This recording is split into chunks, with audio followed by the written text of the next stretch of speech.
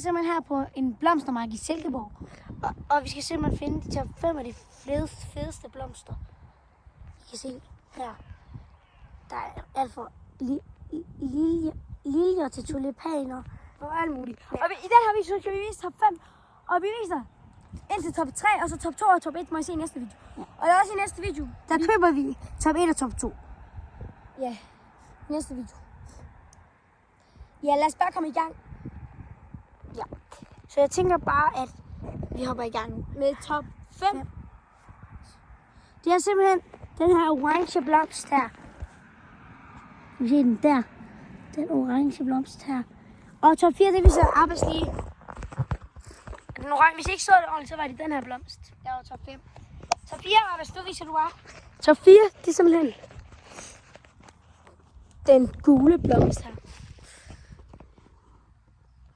Jeg ved ikke, om man kan se det, men...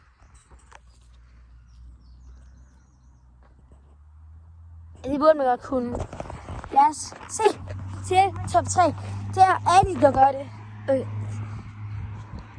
Det er simpelthen den her blomst til det top. Og jeg ved ikke, om I kan se det.